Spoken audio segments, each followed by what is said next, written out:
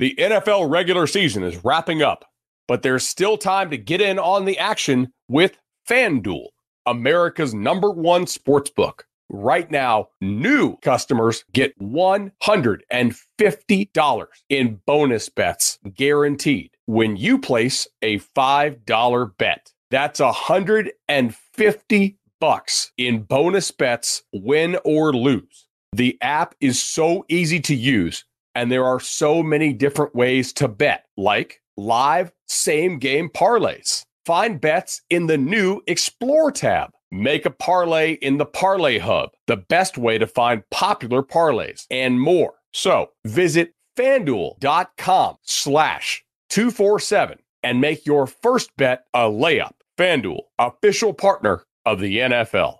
Must be 21 plus and present in Arizona, Colorado, Connecticut, Iowa, Illinois, Indiana, Kansas, Kentucky, Louisiana, permitted parishes only, Massachusetts, Maryland, Michigan, New Jersey, New York, Ohio, Pennsylvania, Tennessee, Virginia, West Virginia, or Wyoming. FanDuel is offering online sports wagering in Kansas under an agreement with Kansas Star Casino, LLC. First online real money wager only. $10 first deposit required. Bonus issued as non-withdrawable bonus bets that expire 7 days after receipt. Restrictions apply. See terms at sportsbook.fanduel.com. Gambling problem? Call 1-800-GAMBLER or visit fanduel.com/RG in Colorado, Iowa, Michigan, New Jersey, Ohio, Pennsylvania, Illinois, Kentucky, Tennessee, and Virginia. Call 1-800-NEXT-STEP or text NEXT-STEP to 53342 in Arizona, 1-888-789-7777, or visit ccpg.org/chat in Connecticut, 1-800-9-WITH-IT in Indiana, 1-800-522-4700, or visit ksgamblinghelp.com in Kansas, 1-877-770-STOP in Louisiana. Visit mdgamblinghelp.org in Maryland. Visit 1-800-GAMBLER.net in West Virginia, or call 1-800-522-4700 in Wyoming. Hope is here. Visit gamblinghelplinema.org or call 800-327-5050 for 24/7 support in Massachusetts, or call 1-877-8-HOPE-NY or text HOPE-NY in New York, or visit oasas.ny.gov/gambling. Standard text messaging rates apply. Sports betting is void in Georgia, Hawaii, Utah, and other states where prohibited. If you're in the market for investment-worthy bags, watches, and fine jewelry, Rebag is the answer. Rebag is a luxury resale marketplace where each piece is carefully vetted and verified by experts to ensure quality and authenticity. If you're in the market, use Rebag to buy and sell finds from the world's top brands, including Hermes, Chanel, and Cartier. Head to Rebag.com to get 10% off your first purchase with code REBAG10. Shop today at Rebag.com. That's REBAG.com, and use promo code REBAG10 for 10% off your first purchase.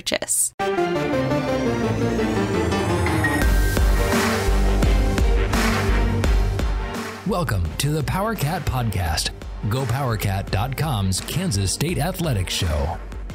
Make sure you're subscribing to our show at Apple, Spotify, Amazon, or wherever you get your podcasts.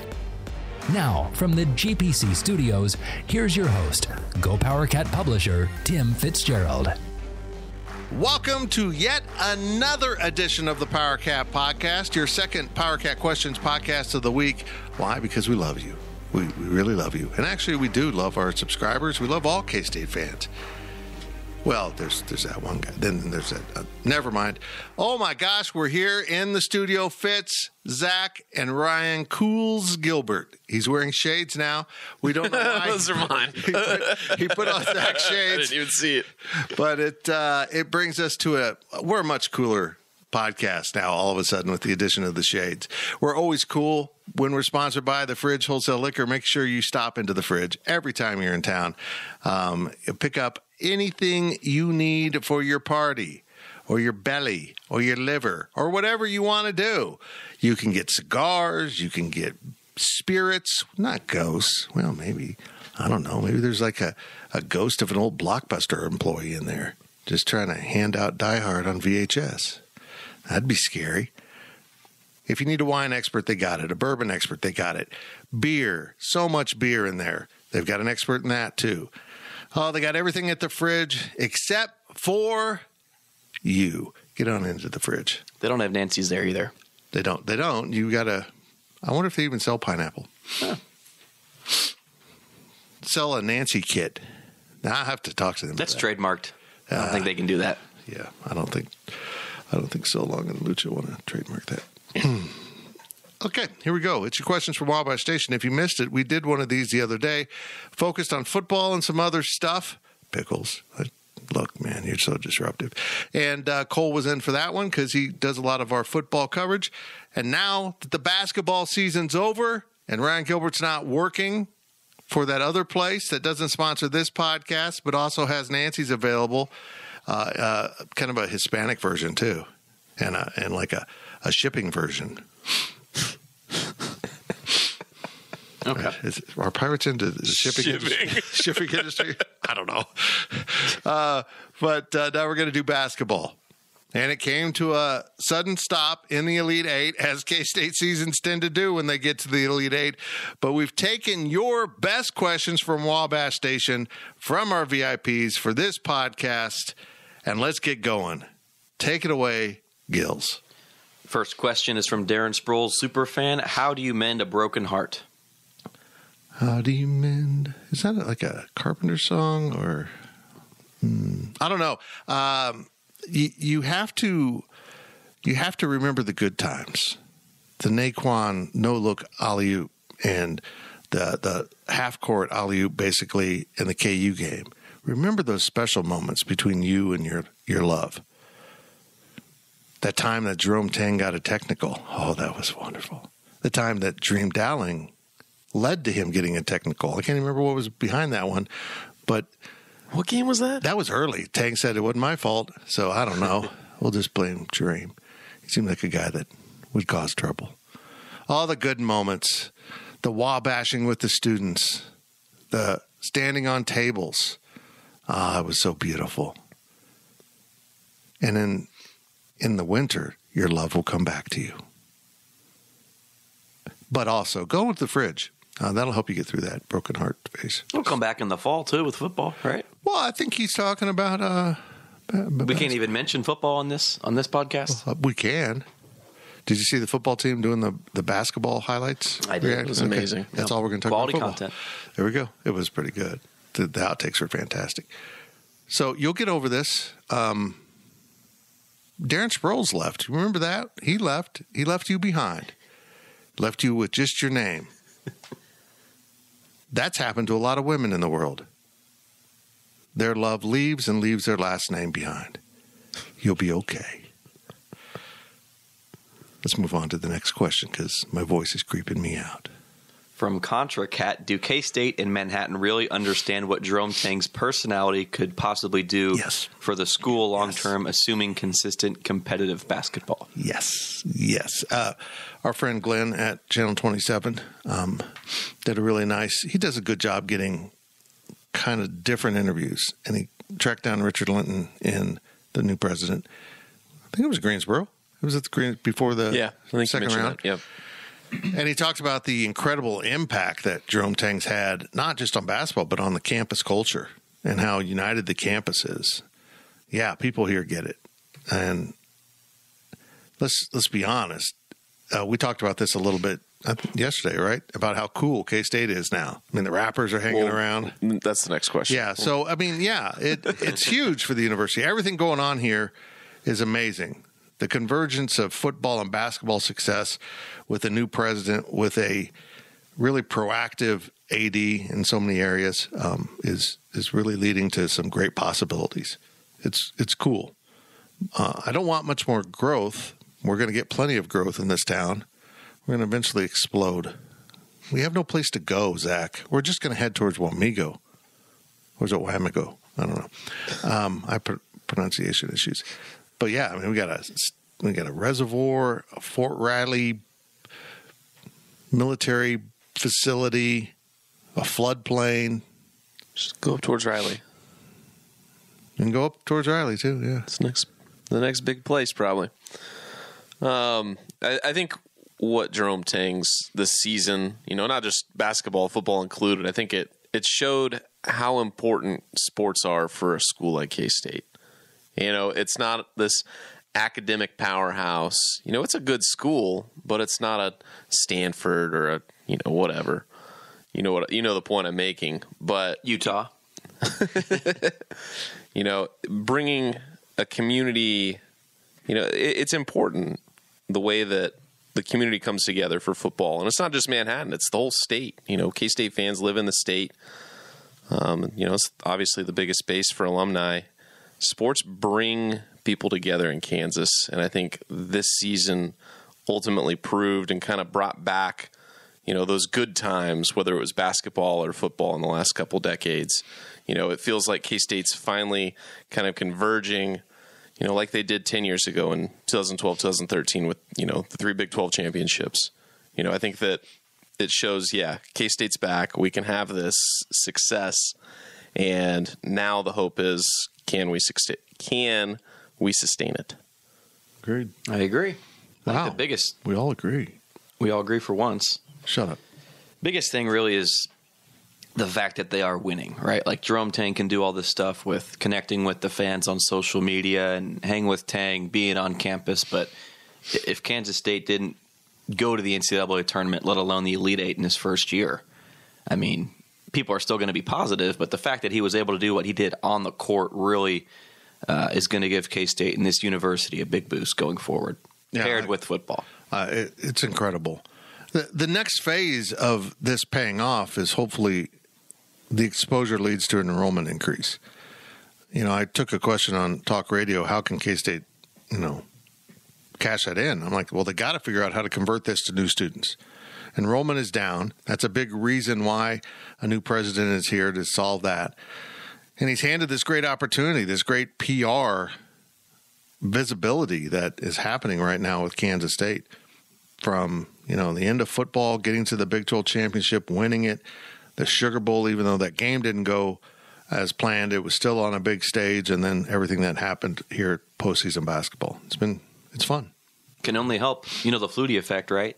Yeah. Learned about this in Dr. Keister's sports economics class. Biggest growth in Boston college history was that. Yep. I'm not saying this is really going to boost the enrollment, but it can't hurt. You know what? Jerome Tang, you're Doug Flutie. It is interesting because now there are so many other options. You can see so much other sports. The Flutie effect took place in the era where there was less sports on, so more people were probably watching that game because you just didn't have a lot of options. So it will be interesting to see if there is a bounce. There was a huge bounce with Bill Snyder's football success.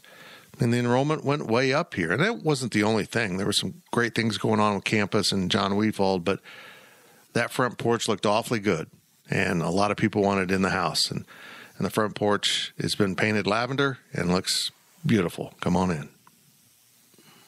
You need some work on your front porch, just saying. It's freshly painted. Is that a metaphor for my face? Did you bring those packages in? I did. Okay. I had my hands full, or else I would have helped. Dude, 2 of them were dog food. My UPS man's got to hate me ordering dog food for delivery. Probably hates your dogs, too. Oh, he loves... No, actually, there's a UPS man that hates Dude. Really? Yeah, Dude's gotten out twice, and he's just so annoyed.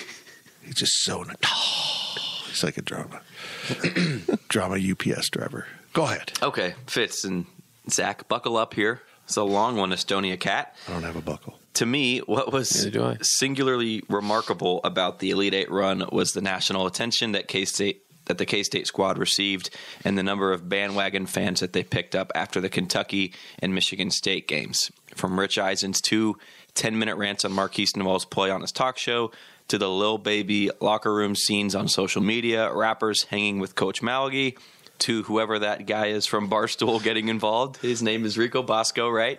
I actually got to meet him on the sideline because he's friends with the aforementioned Glenn Kinley. Is he really? Yeah. On social media. Oh. But still, this guy gets a lot of... How did he pick Glenn out of the crowd? You should have picked Zach. Blue check marks. Anyways, it seemed that for a week... We need to buy our way into that. K-State was at the center of American sports culture.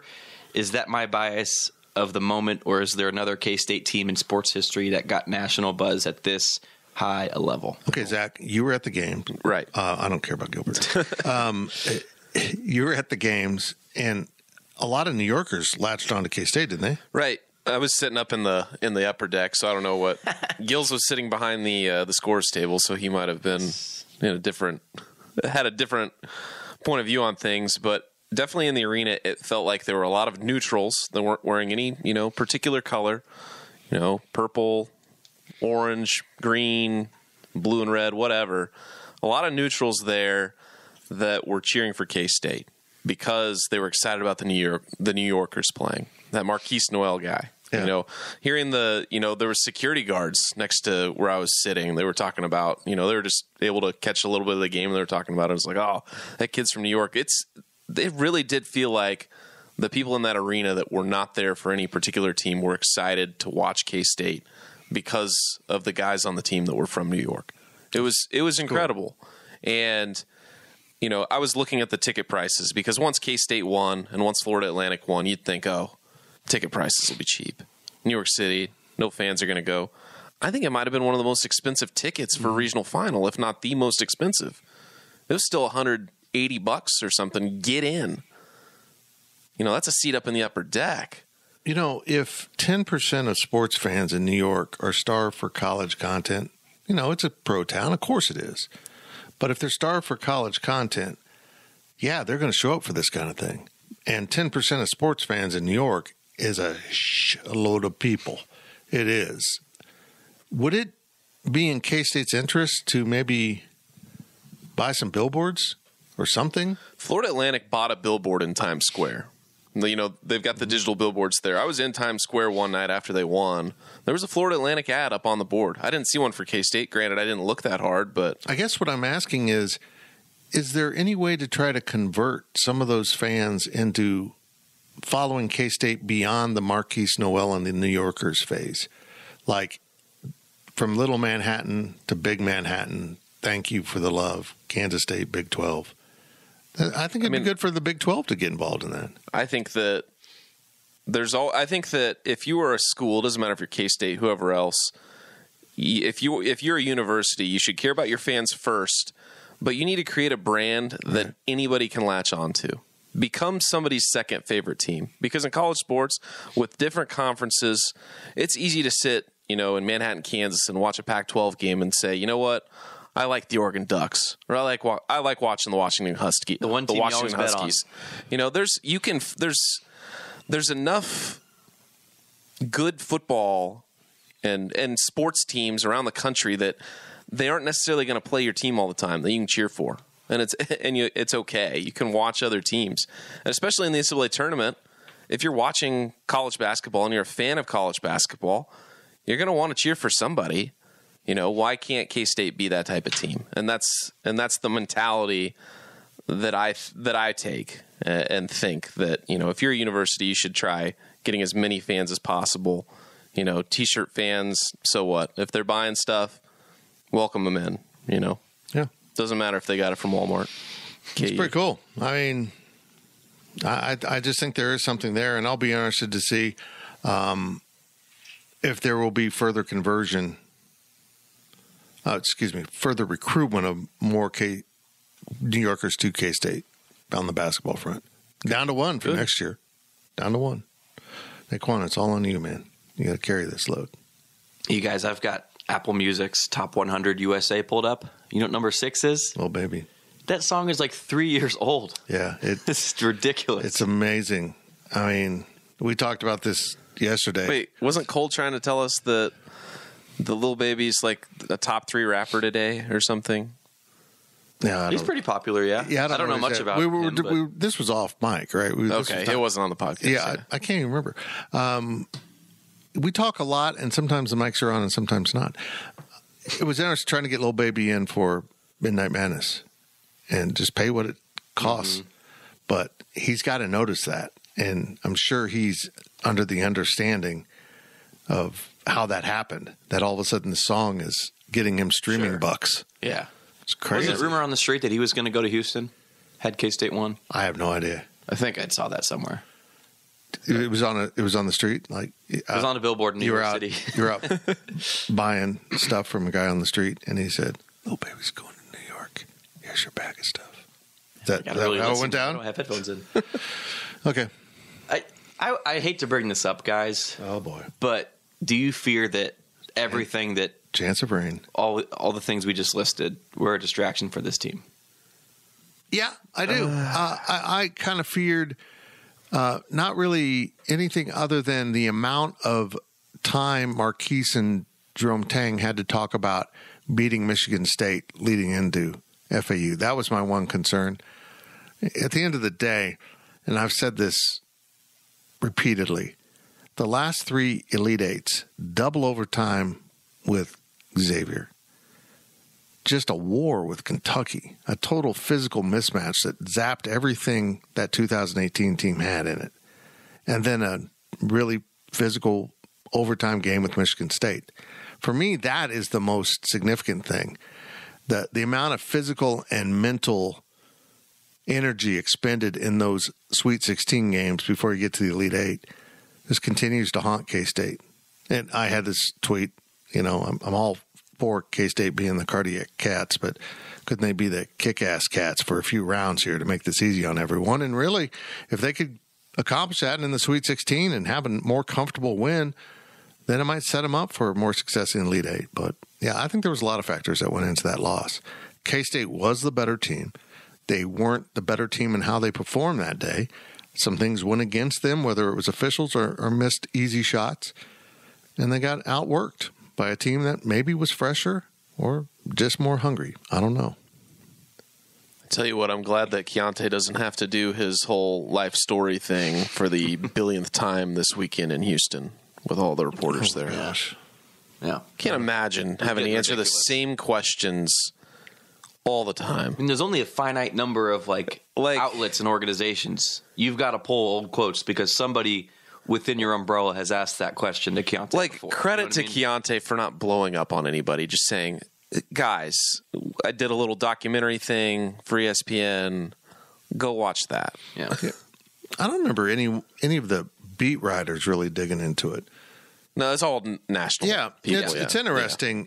It wasn't a story other than the fact that he showed up late, he had impact, this is how he got here, kind of the base. Nobody really dug into it. It felt like old news at that point. But on a national basis, yeah, I see why they're doing it. But if you're at the Final Four and you're finally getting to that story, why? Right. It's been beaten. It's been done. And it's been done a lot better than you will ever do it. So, but yeah.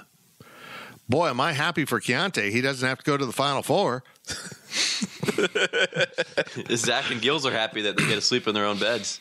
Yeah, it's hard to explain to fans that when you're out covering, and it's a grind, isn't it, Gilbert? I had zero motivation to go visit New York City, like all the touristy stuff. Yeah, I went to Central Park and shopped for a little bit, but didn't go see anything else. Did you do any murders? No. God, why even go to New York if you're not going to enjoy the culture? I did go to the Nets game with the K-Witch crew, so we did that. That was fun. And I laid in the hotel bed. That's sketchy. Yeah, it's exhausting. And, when you're 2 rounds in or 4 games in, 2 sites in, and you're facing that last site, you're excited about the possibility of covering a Final Four. And I got to tell you, I want to relive it.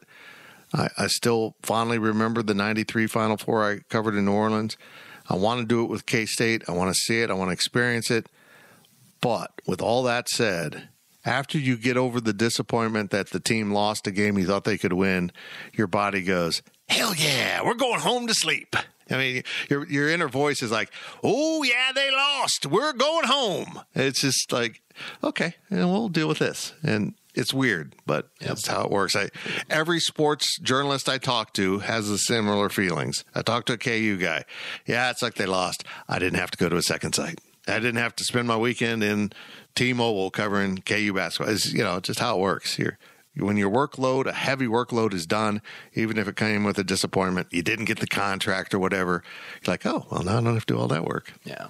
And you guys have been doing this forever, but I've only been doing it for a few years, but I've kind of drifted away from being a fan. And so I'm not really cheering for K-State anymore as much as I. You've done a good job with that. Thank you. It's hard to do.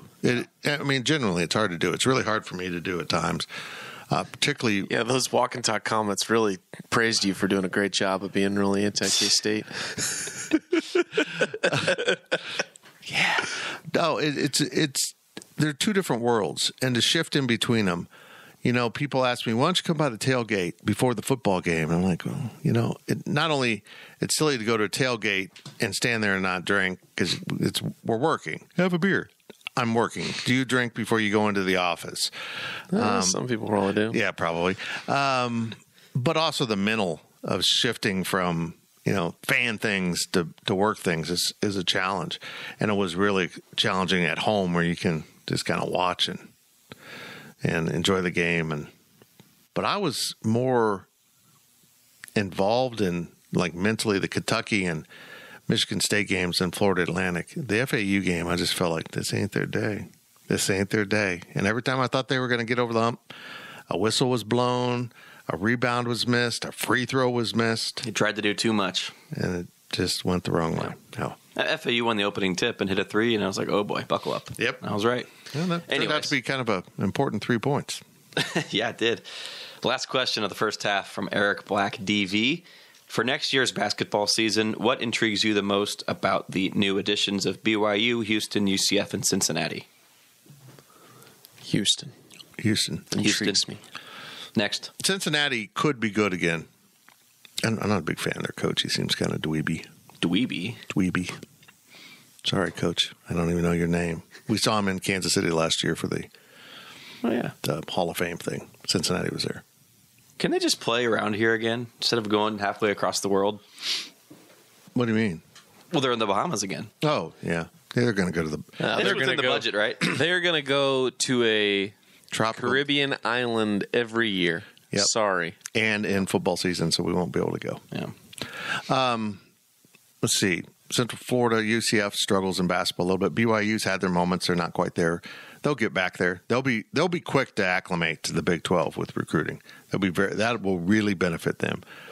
And of course, Houston's pretty darn good. I think.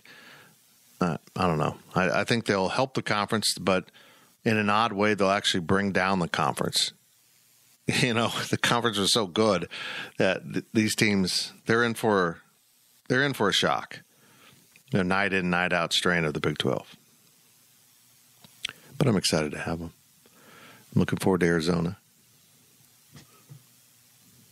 Just want to Colorado. Back to the Coors Event Center. Oh my God, it's such a dump. I wonder if they've done anything to it. As we walked into the Veneer Football Complex on Wednesday for an interview with Colin Klein, I'm like, okay, let's say Colorado comes back to the Big 12. Their fans, if they actually had fans that traveled before when they were in the Big 12 and Big 8 and come here now, they're going to be absolutely shocked by the evolution of facilities. I mean, it's like they remember everything from way back when. And so much has happened now to that football facility. They're just going to be like, what happened? And I bet you if we go to Colorado's facilities, we won't see nearly any kind of evolution. They did a little bit, I think, in their north end zone. They've kind of reprofiled that maybe a little bit, but I bet you they still have that weird field house concourse with the old basketball field house. Yeah, it's so weird. It's a weird place. It smells like skunks, and I don't know why. I have no idea. No, the whole town. Huh. What? They got a skunk problem out there? We're going to take a break. We'll be back with more of your questions from Wabash Station. The kids are going to explain to the old guy what the skunk problem's all about. GoPowerCat.com's PowerCat podcast continues after this short break. My days working, taking care of my little ones can be a lot. I checked out Care.com and it was so easy for me to find local, experienced, and background check sitters. Finding our babysitter was way more affordable than I thought. Care.com makes it super easy. Search for qualified candidates. You can view their profiles, read reviews and ratings, check their availability, send messages directly, and get the help that you need. Care.com should be every person's go-to. Welcome back to the PowerCat podcast. Now, let's return to the GPC studios. Welcome back to the PowerCat Questions podcast, the basketball edition, your second one of the week. The guys explained to me about the skunks. I don't know what to say. Sorry to let you down, bud. I need to go to the church. Truth hurts. I'm going to head to church. There's one up the street. I'll just drop in on the Baptist. Cleanse me, brothers. Cleanse me. And sisters. Here we go. Your questions from Wabash Station. Remember, we're sponsored by The Fridge. You can't get any skunky products there unless you want to buy Natty Light. That's pretty skunky. I can't even say it, guys. Let's go onwards. Go to The Fridge. Go to The Fridge or Gills will drunk dial you. More sober value. Oh, okay. Here we Either go. Or. From T-Con Man 08, do you anticipate any other players transferring out with the Ish Massoud news? I wonder if anyone else is next. I don't think so. I think they wanted 3 transfers. They needed 3 spots for transfers. And they weren't going to run off any of the red shirts. I think they feel like all the red shirts have a possibility. And Manning is a lock for sure to stay. Oh yeah. And maybe Colbert, but I don't know. I don't think Jerome Tang's going to do that. I don't think he'll run a guy off who redshirted for you. Sure. So really, Ish was the most obvious choice, I think. I mean, yeah. In hindsight, I think we were a little naive not to have seen it coming. But Yeah, I at agree. first, I was like, "Whoa!" I agree. Just given the recent success that he had with those big shots in the tournament. But when you stop and think about how they want to play and what they want Yeah. out of their fours, Sure. it makes a lot of sense. And he probably wants more playing time than he could get here. He needs to go out of the Power Six. I mean, if he goes to Providence or something back close to home, maybe he gets the playing time. But honestly, Still Power 6. yeah, he's still a step above, I think, where he can play the 30 minutes a game that he wants. I just think he needs to find like an East Tennessee State or something like that. St. John's. That's They in the still Big Power East, Six. But yeah, St. John's is actually a Saw pretty good St. suggestion. John's billboards in New York. Plenty of Rick Pitino. Yeah. Yeah, I bet. Well, I don't know, and Fairleigh Dickinson. Princeton. You could go to East Harlem Community College State, again, New York. It's crazy to me that the big storyline coming into the season was 2 returnees and 11 new players. And they're going to end up with 3 returnees from the people that played last year and 10 new players. Some of them have been in the program, but the fans didn't see them other than, one freshman point guard that played 6 games. Yeah, So barely. yeah, I mean, Dorian Finster's, I don't know what the plan is with him. I mean, they seem locked in. The mom's very engaged in K-State basketball. Yeah. And it'll be interesting if they can get him a red shirt, if there's some loophole there. But after playing 6 games, they can say, look, he sprained an ankle, it set him back, and we didn't want to burn any more of his year. So I don't know what they'll do. But there'll be 4 guys returning, 3 red shirts and Dorian Finster, the 3 high school signees, and 3 transfers. There's going to be 10 new guys running around. It's crazy. But this is really about setting up the program. The roster you just saw, as miraculous and talented as it was the bridge. I mean, it wasn't the road to where K-State basketball is going under Jerome Tang. It was the bridge to get to the road because they had to put together a roster. And sure, some of those guys hang over now. Cam Carter, Naquan Tomlin, David Gasson. I mean, those guys are part of it, but 2 of them are going to be seniors next year and be gone. But it's incredible to me that year 2 of Jerome Tang, and there will be 0 Bruce Weber players. Taj Manning was recruited by him, but never played for him. Incredible.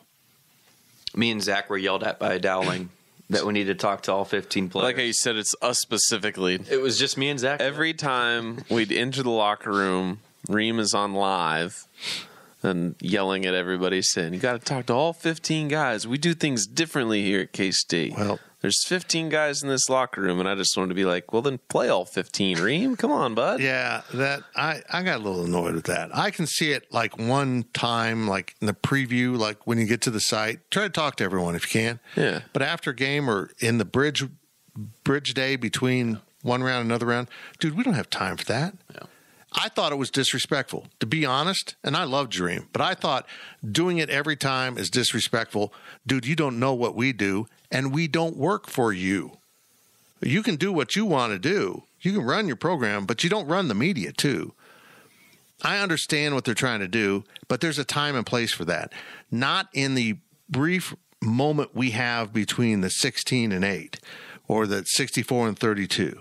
The lead up, okay. I get it. Just encourage us to do it because I thought there really good content came out of it. If you want us to talk to all 15 guys, have a media day.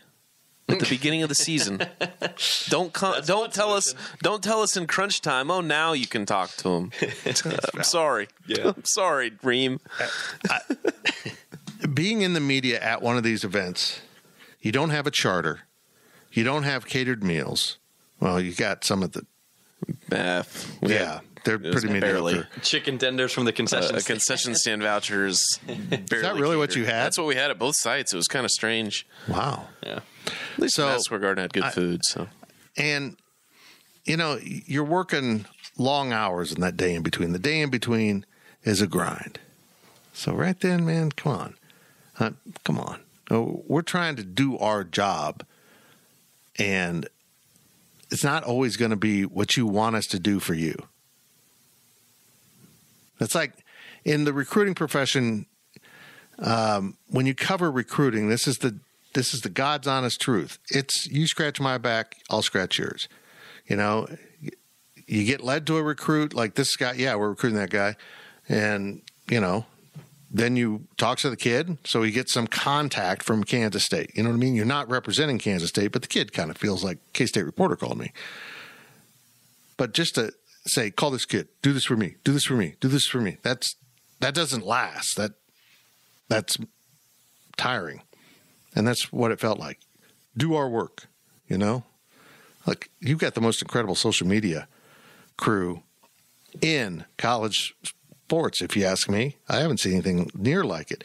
Why don't you have them do 15 interviews with every player? They didn't. Yeah. That's your own media, and they didn't do it. Yeah. I brought this up. That was a rant. I didn't want to just get Fitz all angry, but I brought this up just because I did take some time, like when we were waiting on Marquise or Keontae to come in to the locker room. I went and talked to some of the red shirts and stuff, and I didn't get any real vibes that they were like checked out, that they were ready to transfer. And so I don't know if they're having meetings after the season and that might change, but I would there's no one guy that I can point to say, hey, you're gone, but I would expect somebody else to leave. I just feel like they're going after so many guys in the portal that we're going to have at least one more departure. But really? You think that? I do. Yeah. I wouldn't be surprised if it's 5 openings. Because you remember last year, it kept coming and coming. You're like, okay, that's it. That's the wave of transfers. And it just kept coming and coming. Like Landers was here for like a month before he announced his, departure. So Dorian Finister, like you mentioned, it's a weird situation in my eyes. And Anthony Thomas, we'll see with him. I don't know if you can just say goodbye after redshirting, but we'll see. We will see. But I don't feel like Masood's the last one. Okay. We'll keep an eye on that.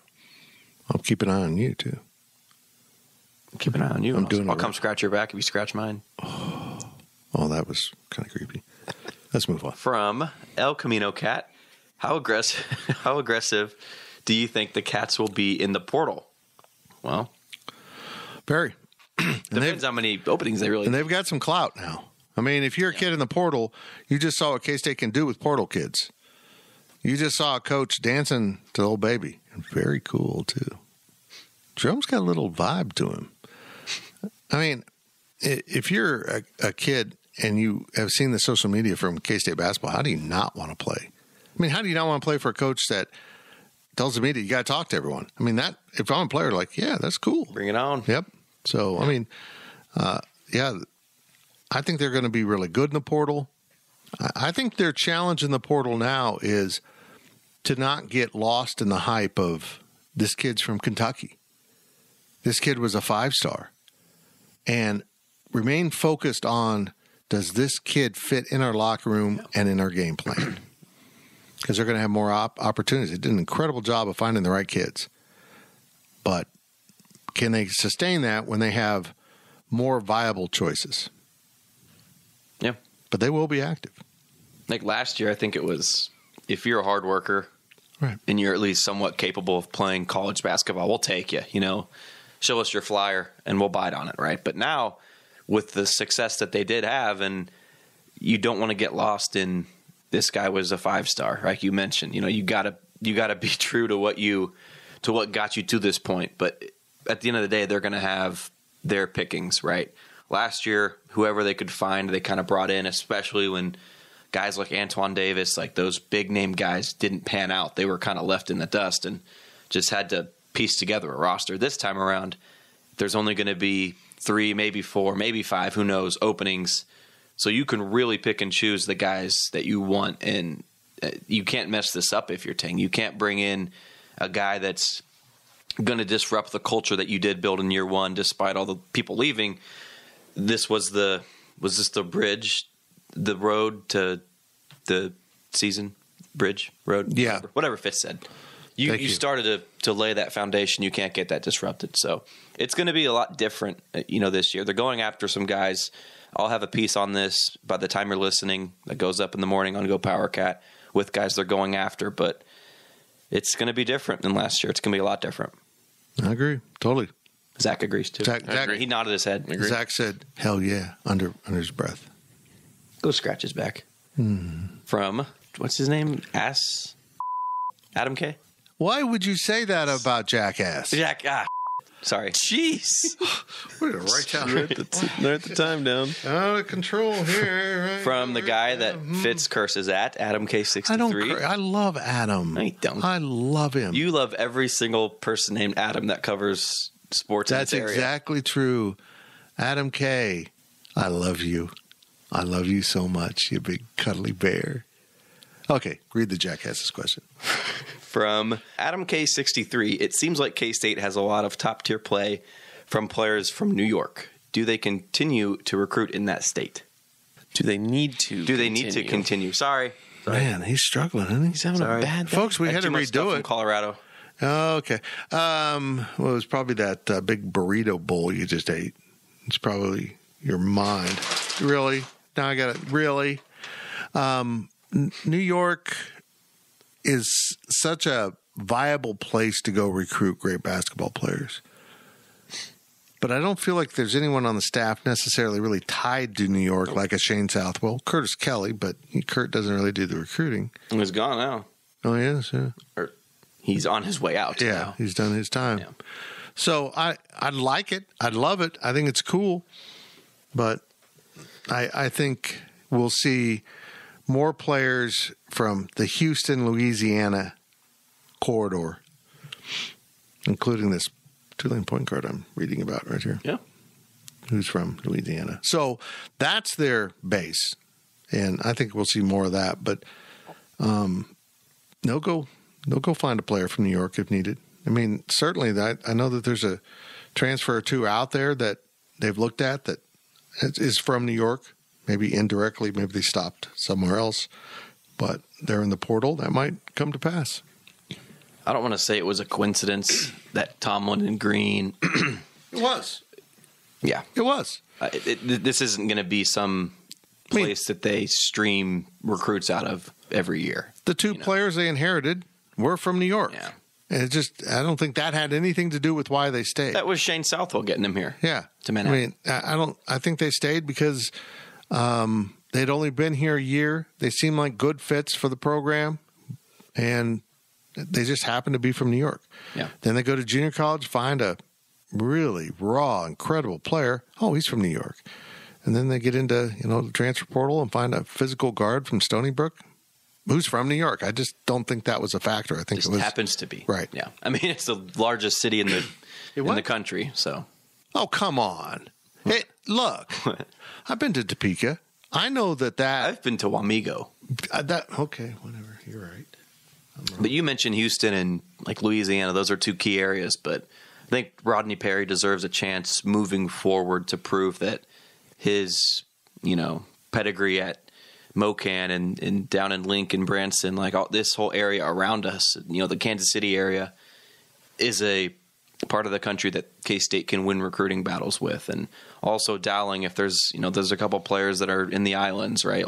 They've got connections all over. So I would say there's multiple places that you should probably pay attention to. I don't think New York is really one of those places. Like DC, there's, Dowling is from up there, but going up to New York, I don't see that being a place. Yeah, I agree.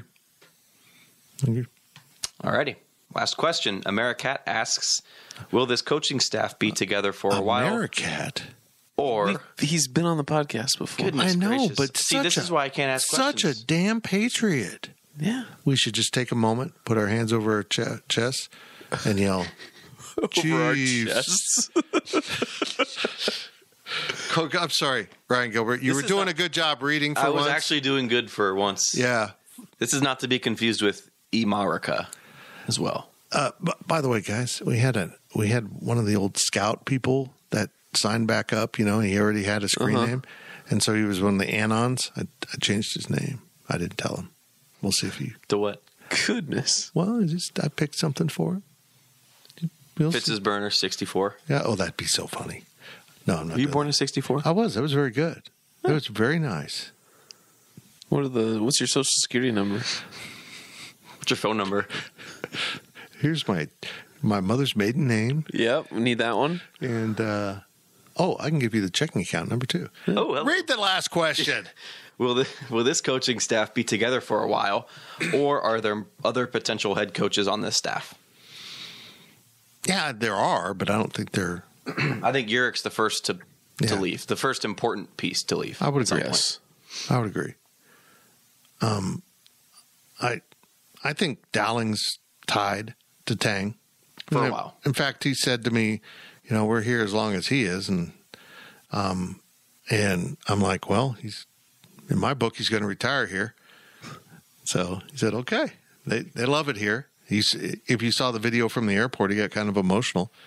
Guys, they lost, and nearly as many people showed up at the airport as did when they came back from the first site. It was incredible. But yeah, I think you're right. But let's be honest, it's not going to be hard for Jerome Tang to find coaches to come work for him. Yeah. And once in a while, you need the refresh, so it's not a bad thing. If you go through what Baylor's about to go through, getting rated over and over, that gets difficult. You lose all your continuity. And it happened with football at K-State. But for now, yeah, they're going to stick together. Yeah. This isn't just about a group of guys. Oh, Jerome got a job. Maybe I can get on a staff. They've been plotting this. He had a playbook. Not a Ron Prince notebook, but he actually knew who he wanted, how he wanted to look and feel. He put a great deal of thought into what his program would be like and who it would be with, and those are his guys.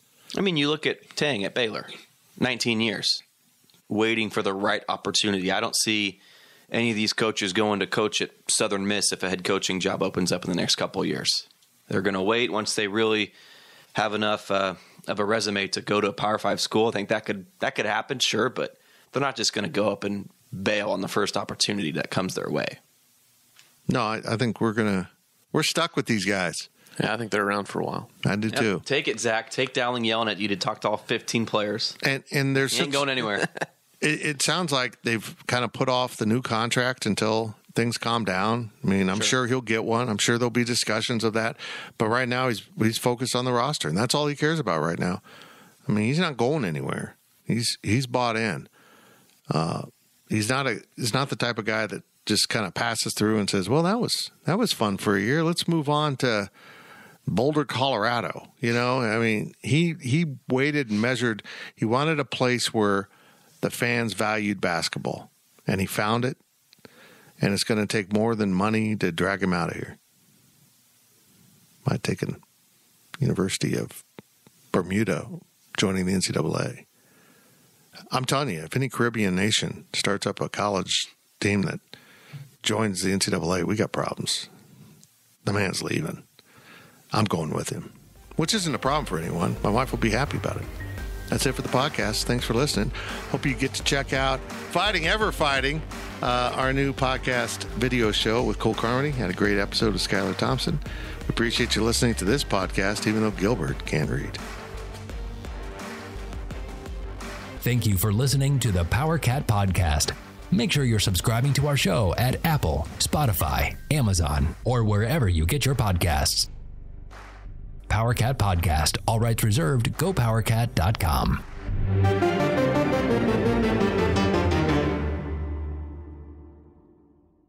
With Blue Link Plus, you can access your Hyundai Tucson Limited remotely. Doors unlocked, temperature set, lost car found.